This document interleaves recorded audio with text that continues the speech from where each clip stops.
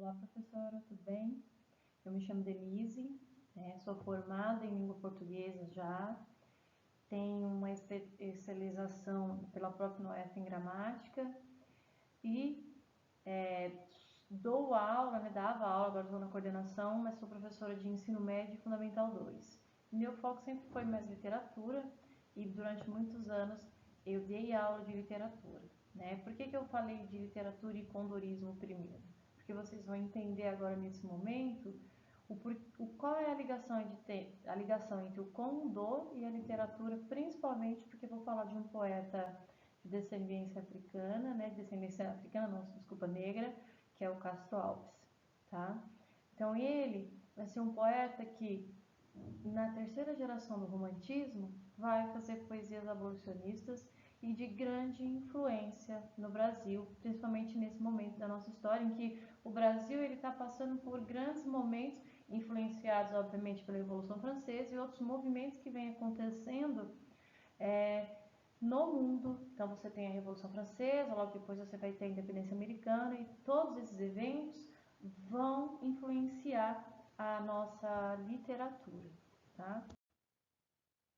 Castro Alves, ele é um poeta que vai ser considerado um poeta dos escravos, mas antes de tudo, ele é um poeta romântico, ele tem poesias românticas, E o que é essa poesia romântica no Brasil? Essa poesia romântica no Brasil, ela acontece em que momento? É um momento em que, lá no início do século XIX, em que os poetas brasileiros, os escritores, eles estão nesse momento de exaltar tudo que é nosso, Então, tudo que é brasileiro, tudo que faz parte da nossa terra, ele vai ser exaltado de uma forma, às vezes, exagerada, Às vezes um pouco mentirosa, porque o que eles vão falar é muito fantasia, então vai do olhar de cada um. Eu quero vender uma imagem de um país que é maravilhoso, porque agora eu quero não falar mais de um herói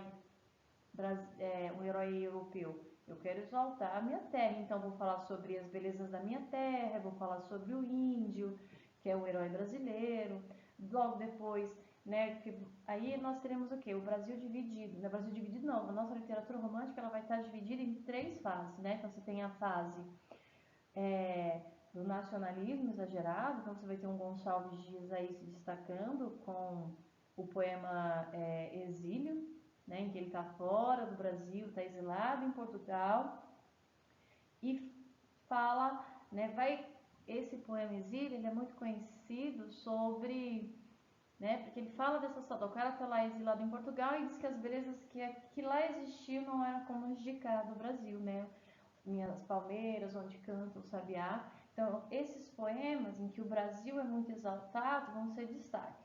Logo depois, na segunda fase do romantismo, você tem o Mal do Século, que são aqueles poemas também influência europeia, você vai ter um Lord Byron aí, em que os poetas eles colocam a mulher lá em cima. A mulher é um motivo de sofrimento, a mulher é um ser inalcançável, a mulher é sempre muito bonita e dona dos desejos daquele homem. Então as poesias vão ser muito exageradas. Você vai ter o Álvares de Azevedo aí, que vai morrer aos 21 anos, de tuberculose, mas tudo tem um porquê, a vida desregrada que eles levam, lembrando que eles eram adolescentes. Mas mais pra frente eu vou contextualizar um pouco mais. E o terceiro momento da nossa poesia romântica, dessa fase de literatura romântica no Brasil, é o momento que se fala da abolição do Brasil, uma poesia mais politizada, em que você reivindica os direitos, no caso, determinado dos negros que eram escravizados. Então você vai ter um olhar muito mais crítico sobre, você deixa de idealizar, porque você está caminhando para o realismo, e você passa agora a ver o Brasil, ou o que é descrito, com um olhar mais crítico. Você não vai ter mais aquele olhar romantizado, Você começa a enxergar o Brasil como ele é. Porque na primeira fase do romantismo, o que acontece? Tudo é muito fantasiado, Se esconde muita coisa, Não se fala de problemas brasileiros que existiam, A escravidão ela remonta já de 300 anos, então naquela época era pior ainda. Na segunda fase do romantismo, você não tem mais uma poesia focada na sociedade no Brasil, você tem uma poesia focada nos relacionamentos pessoais. Então a mulher está lá no topo e o homem é a vítima, A mulher sempre como aquele ser inalcançável, fragilizada, mas dona do desejo desse homem. Aí quando você está caminhando para o terceiro momento, para o finalzinho da literatura romântica, onde você está caminhando para o realismo, você já tem uma poesia mais politizada, uma poesia mais crítica, que é aí quem se destaca é o Castro Alves, tá bem? Porém, entretanto, eu quero começar com esse relato, porque o Castro Alves, ele vai escrever o Navio Negreiro, né? Porém, eu vou começar com esse texto, tá? Quando trazidos de volta, além de açoitados, eles passam a ser distinguidos por uma marca que lhe é colocada ao redor de pescoço e é muito estranha. Trata-se de um colar de ferro, do qual se projeta quase em ângulo reto uma barra também de ferro, terminada por uma cruz ou algo semelhante à flor de lis. A finalidade desse colar é só estigmatizá-los como escravos fujões, mas também dificultar sua fuga. É um colar em que você ficava com ele dessa forma, então conforme ele corresse, ele ia ficar preso aqui, né, na hora da fuga. Já que ao tentarem abrir caminho no meio do mato, a barra de ferro se embaraçaria nos arbustos e acabaria por estrangulá-los. A multidão de escravos vistos nas ruas com esse colar é prova de como é grande o número dos que estão sempre tentando fugir e grande o número de que estão sempre tentando fugir e também prova de como é insuportável o tipo de vida que leva. Falei para vocês que era um trecho do poema do Castro Alves, mas não é. É o trecho de um homem que veio para cá e viu essa situação, né? E haviam pessoas a favor, né, da escravidão, assim como tinha gente contra. Isso é normal, vai ter, mas pouco podia se fazer, né? Os movimentos que vão acontecer contra a escravidão, eles acontecem, né? Mas eles não acontecem por um motivo de humanidade. Ah, chegou aquele momento em que eu vou pensar agora nesse povo que foi escravizado durante anos, né? Séculos, porque se você tem 300 anos, você tem séculos aí, não por um motivo humano, mas sim por um motivo financeiro, né? Não foi pensado no negro como um ser humano que foi açoitado, não foi pensado no ser humano como um ser que foi estigmatizado, sofrido, não. Foi por motivos financeiros, como vocês vão ver mais adiante. Porque eu preciso contextualizar para que se entenda, né? Principalmente porque o Castro Alves, nesse momento, ele vai ser importante, tá bem? A poesia social. Já voltando agora, falando de literatura, né? A poesia que vocês vão encontrar nesse momento da nossa literatura é essa, né? Principalmente a terceira fase do romantismo, né? Por quanto tempo um povo pode suportar essa situação, né? De ver o outro sendo escravizado e não se fazer nada, né? Então você tem aí esse conflito entre a liberdade e a escravidão, né? Porque você vai passar por várias leis, né? Vai ter a lei do ventre livre, aquele que você, eu esqueci agora o momento, mas é uma lei em que você libertava os mais velhos. Mas o que se faz com um escravo que aos 60 anos é liberto? Que condições você dá? Você pensa em escravidão, em libertação, abolição, mas você não pensa em condições para que essa pessoa que passou uma vida toda trabalhando tenha condições dignas de viver. A liberdade, ela veio por quê? Porque você queria que existisse mão de obra para comprar. A Inglaterra, durante muitos anos, foi escravista. Ela vendia escravos. Como já não era mais lucrativa, ela preferiu ir contra, né? Então, você tem uma idealização até amorosa. Essa idealização amorosa que existe lá no início do romantismo, ela vai terminar aqui, né? Os conflitos, os desesperos lá dos ultras românticos, que por causa de um amor que não se conseguia alcançar, ele é deixado de lado para você agora começar a pensar em sociedade, para você começar a olhar o outro, para você realmente agora reivindicar, né? Há um desejo de um Brasil mais crítico, de um Brasil mais realista, não quer mais, como é que eu posso dizer, não quer mais imaginar algo. Você quer que se fale de um Brasil de igual para todos, né, com condições iguais para todos, mas a gente sabe que isso não vai ser uma realidade. Já se fala até de educação nesse momento, de uma educação para o povo. Obviamente, quando se começa a pensar em educação nesse momento do século XIX, em todo o mundo, não é também porque as pessoas estão pensando em igualdade social, e sim porque eu preciso de uma mão de obra. A gente já, não sei se a gente está na primeira fase da industrialização, né, da Revolução Industrial, já na segunda, mas eu preciso ter mão de obra que saiba o minimamente. Eu tenho que saber o mínimo para poder operar as máquinas, né? Porque agora a Revolução Industrial vai pedir isso. Somente lá começa na Inglaterra novamente e vem descendo. Mas não é pensando em sociedade como um todo, como uma sociedade.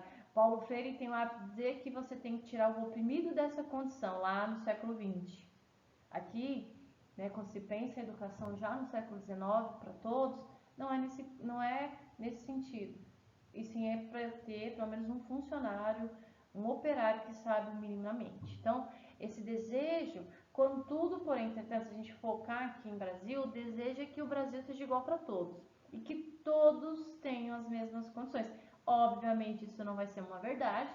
Você vai ter um momento da história do Brasil em que os escravos vão ser libertos, que a educação vai ser para todos, menos para os negros novamente. Então, você vê que além dos 300 anos de escravidão, quando chega o momento em que eles são libertos, em que o pobre agora tem condições de estudar, o negro continua sendo vítima de preconceito.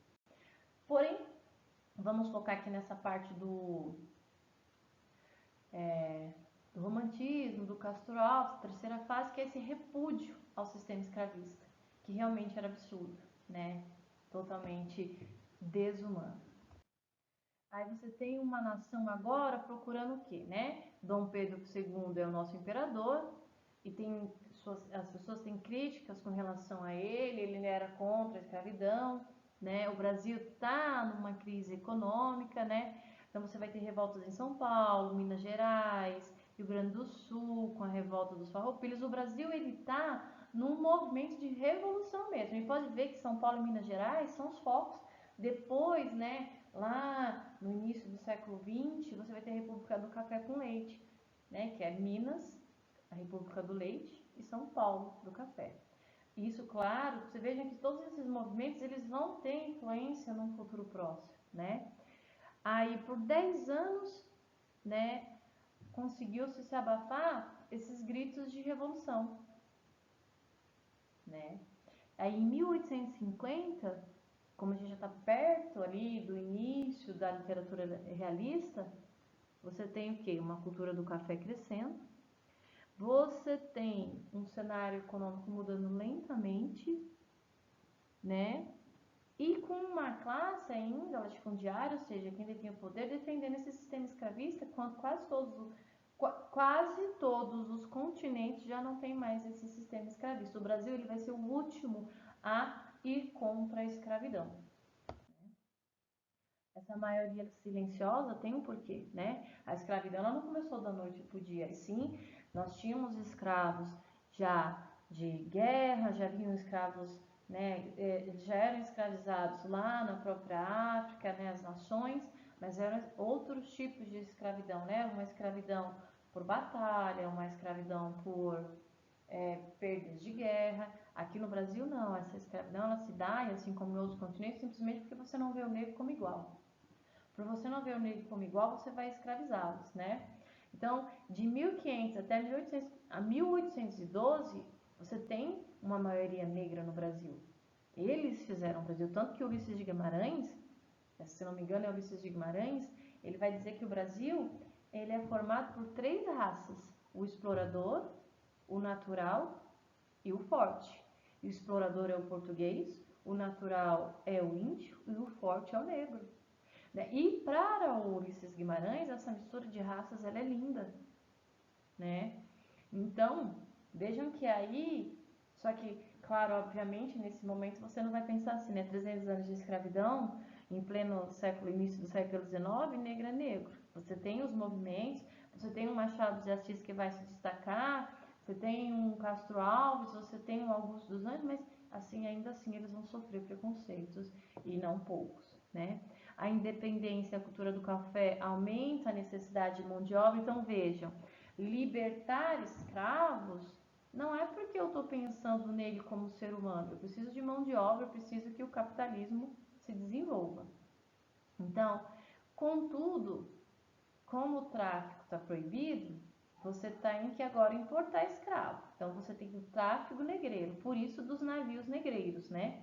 Que é proibido, que vai ser proibido desde 1831, né? Contanto, essa lei do Eusébio de Queiroz, ela vai ser constantemente burlada. A Inglaterra, durante muito tempo, vai vender, né, alguns piratas, alguns americanos vão vender escravos, até uma hora em que a Inglaterra começa a bater de frente. Por quê? Porque ela precisa de mão de obra, ela precisa que o capitalismo, né, que o dinheiro circule. Então, precisa de mão de obra que trabalhe, que seja remunerado, mesmo que seja uma miséria. A sociedade, então, ela vai ficar dividida. Como eu disse para vocês lá no início, nem todo mundo era a favor da escravidão, assim como tinha os que eram. Isso é normal, isso lá desde a Grécia Antiga. Então, você vai ter os emancipacionistas, que eles são contra a escravidão, mas que isso aconteça de forma gradual, lentamente, para que isso comece, para que as pessoas se adaptem, para que os negros tenham condições. Tem os radicais, que são os abolicionistas, acabou e pronto, né? E tem os escravistas que defendem a manutenção, e graças a Deus,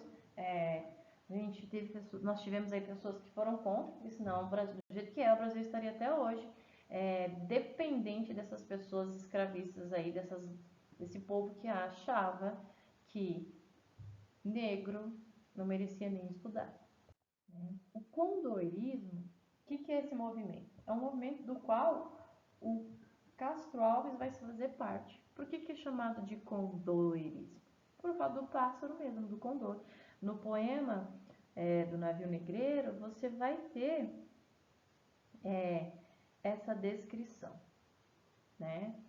Então, nós vamos perceber que tudo começa, quando você começa a ler o poema Navio Negreiro, com um rapaz olhando de longe um navio que ele acha de início muito bonito, e com os olhos de um condor é como se ele se teletransportasse, ou como se ele se transformasse num condor. Ele começa a ver o que realmente existe naquele navio. Aí mais um pouco mais de história. Então, São Paulo já não usava mais mão de obra escrava nas lavouras, mas também não pagava por prestado, né? Os imigrantes começam a chegar no Brasil, aí um detalhe. Os imigrantes, eles começam a chegar no Brasil, principalmente os italianos, porque tem essa ideia agora do quê? De branqueamento do Brasil, né? Então eu vou trazer italianos para ver se eu consigo fazer esse branqueamento aí da nossa nação. 300 anos de história, eles querem do nada apagar, né? Os imigrantes, eles vão trabalhar também quase como escravos, tá? Então, há uma ideia de prosperidade econômica, mas nem tanto assim, né?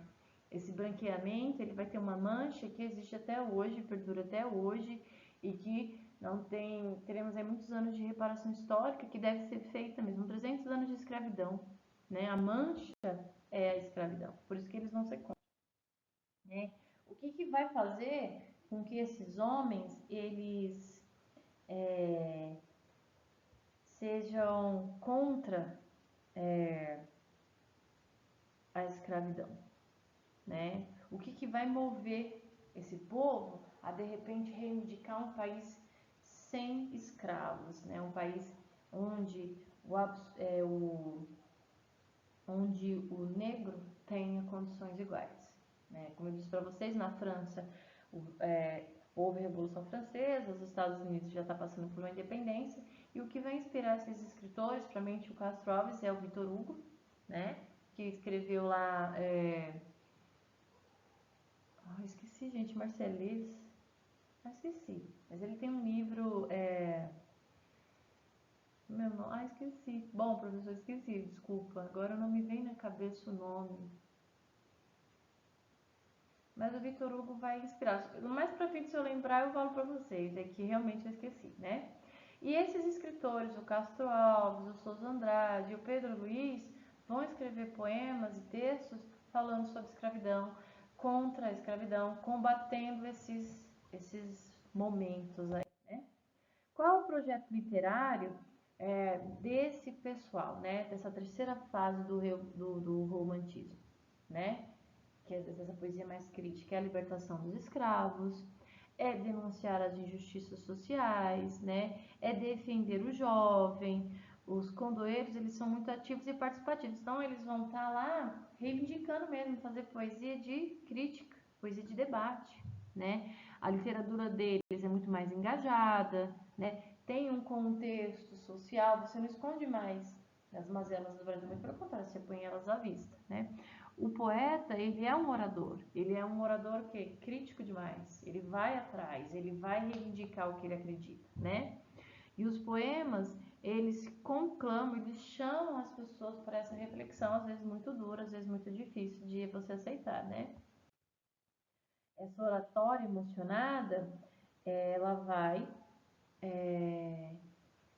conquistar muitos adeptos e também vai provocar a ira de muitas pessoas, né? Então os poemas vão ser declamados, eles vão usar vocativos, exclamações e pontuações exageradas justamente para chamar atenção. Os personagens também vão ser exagerados porque precisam ser, para que a pessoa realmente entenda o que se passa ou o que se passou, né? O Castro Alves é o poeta sobre o qual vou falar com vocês, né? Ele é o último romântico, se assim a gente pode dizer.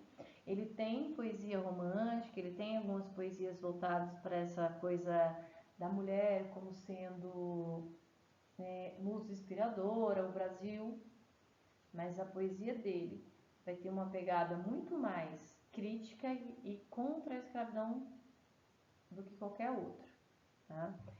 Então ele vai viver um contexto político um pouco mais diferente, então você vai falar sobre culturas urbanas, debates, revoltas, o sentimento da natureza é substituído pelo da humanidade, então ele é muito mais empático, né?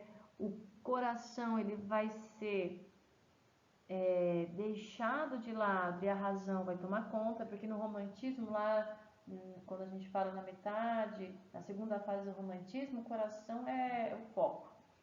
E no caso dele, não, né? Ele vai ser muito mais crítico. O Castro Alves, ele é filho, né?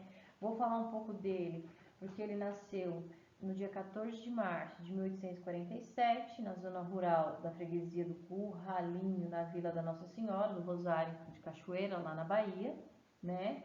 Ele é filho do Antônio Frederico de Castro Alves, que era um médico, cirurgião, lecionou na Faculdade de Medicina na Bahia. Sua família era rica, conhecida da sociedade baiana, né? A mãe dele se chamava Clélia da Silva Castro, filha do Major Periquitão, né, que é apelido do José Antônio, comandante do 3º Batalhão, né, do Exército na Guerra da Independência. É o mesmo batalhão em que a Maria Quitéria, a primeira mulher a servir o Exército Brasileiro, foi apelidada. E só foi, aqui é um aspas, né, esse batalhão foi chamado de Periquitão porque na época da independência faltou uniformes, né? Tecidos para as coisas do uniforme, então você ficou com esse verde, né? E o Castro Alves, ele estudou com o Rui, ele foi contemporâneo do Rui Barbosa, né? Aos 12 anos a mãe dele morreu de tuberculose, seu irmão deprimido tentou suicídio e que vai, né? Depois de um tempo, se eu não me engano, aos 19 anos, o irmão dele falece, morre, né? E ele fica deprimido, né? Após a morte da mãe dele, aos 12 anos, o irmão dele fica muito revoltado porque o pai casou rapidamente, né? Então eles se mudam para Recife. Então, aos 17 anos, ele vai começar os estudos de direito. Uma ressalva que eu gostaria de fazer aqui é o seguinte: esses escritores românticos, eles eram adolescentes como os nossos adolescentes. Só não tinha esse conceito ainda de adolescência como se tem hoje. Mas como qualquer adolescente, eles passavam por essas turbulências. Então a gente tem que sempre pensar nesses escritores como jovens adolescentes, obviamente, que sem, né, uma mãe para pegar no pé, sem alguém para impor regra, eles viviam libertos. Eles eram Boêmios, né? Álvares de Azevedo, por exemplo, esse escritor da segunda fase do romantismo, morreu aos 21 anos de idade, mas eles tinham uma vida totalmente desregrada, né? Eles viviam na noite, né? Eles não se alimentavam bem, faziam poesia. Então, entenda que o contexto é diferente. Eram crianças muito jovens, porque 17 anos era uma criança que saía de casa para viver no mundo de adulto. E eles entram em contato com essa literatura, com essa sociedade poetizada. Claro, ressalva de novo, pessoas com as condições mais favoráveis para ela. E Castro Alves foi um deles, tá? Diferente do Álvares de Azevedo, o Castro Alves ele vai ser crítico, né? Se nós pegarmos as poesias do Álvares de Azevedo, você vai ter um poeta muito mais romântico, né? Com esse exagero da mulher lá em cima e eles lá embaixo, muito mais forte do que qualquer outra coisa.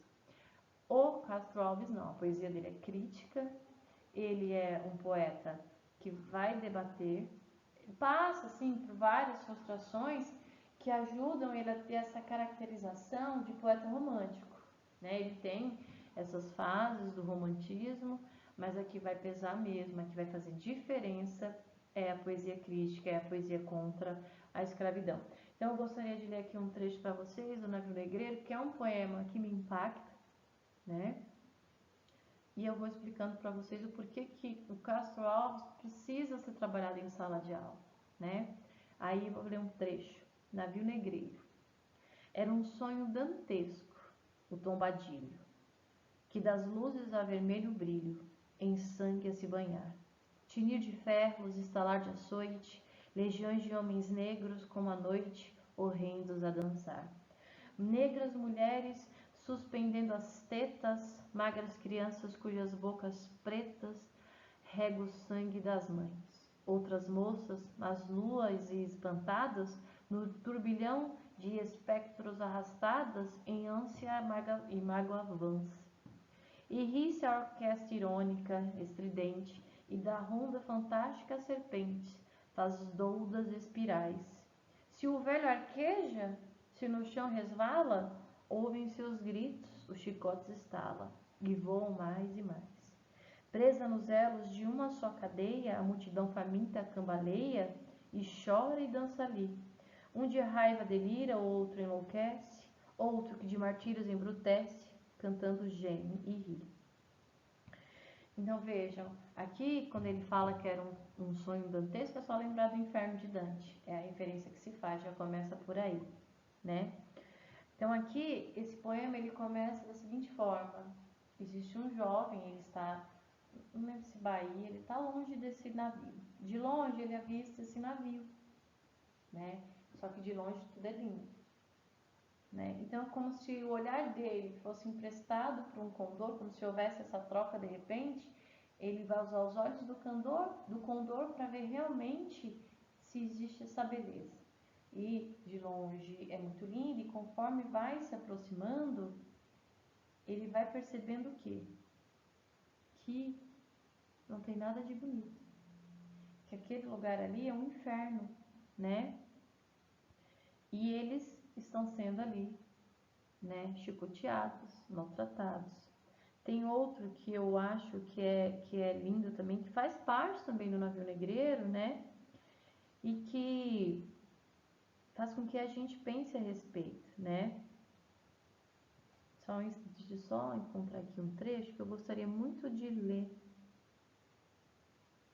Tem vários trechos, né? O poema em todo, ele é muito lento, é muito bonito, mas precisa ter muito sangue frio para ler, porque apesar de ter mais de um século, mais de 2 séculos, ele ainda é muito pesado, né? Ó, Senhor Deus dos desgraçados, dizei-me, Senhor Deus, se é loucura, se é verdade, tanto horror perante os céus.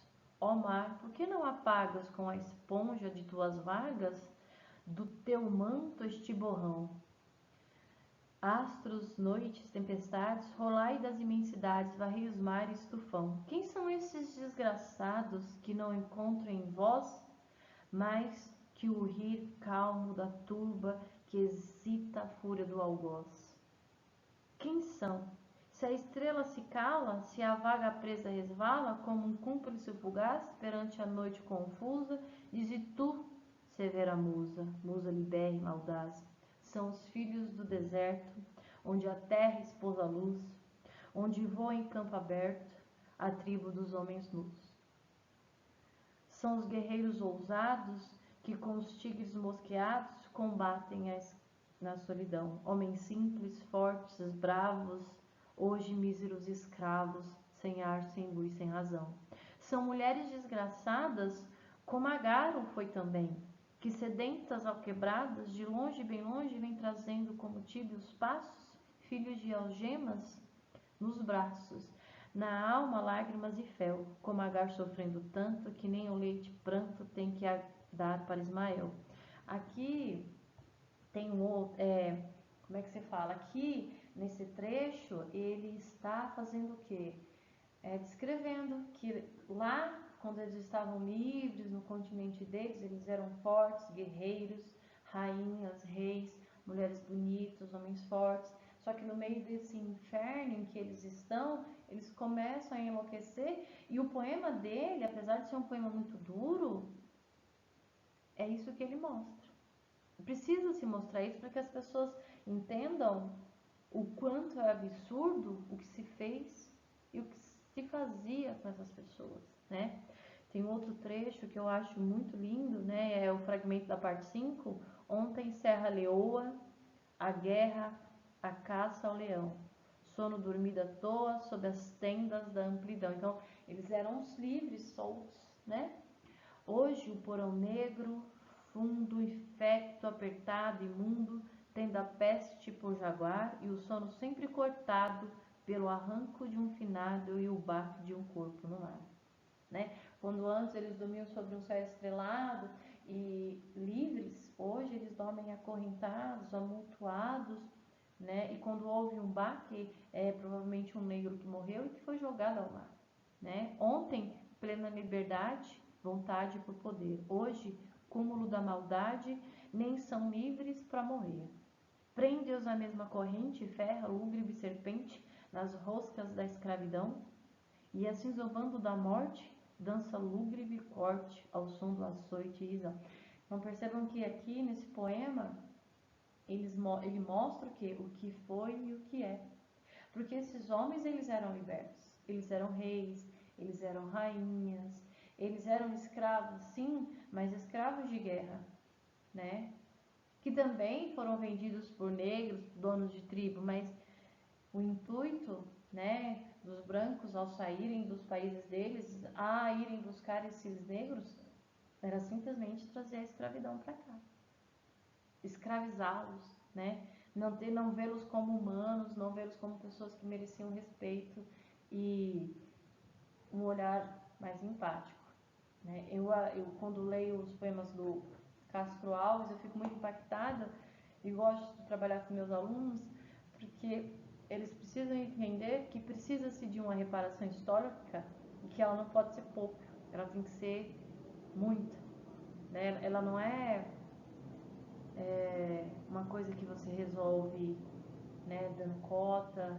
Não, a cota tem que ser mantida, o respeito tem que ser trabalhado, porque até hoje você escuta certos absurdos, né? Então eu escolhi o Castro Alves por esse motivo, porque até hoje a poesia dele é importante e merece ser valorizada. Ele tem outros poemas bonitos também, românticos, sim, tem, mas para esse momento, quando eu falo de literatura brasileira, quando eu chego nesse momento da nossa literatura romântica, na terceira fase, tem que se falar de Castro Alves, ele é importante, né?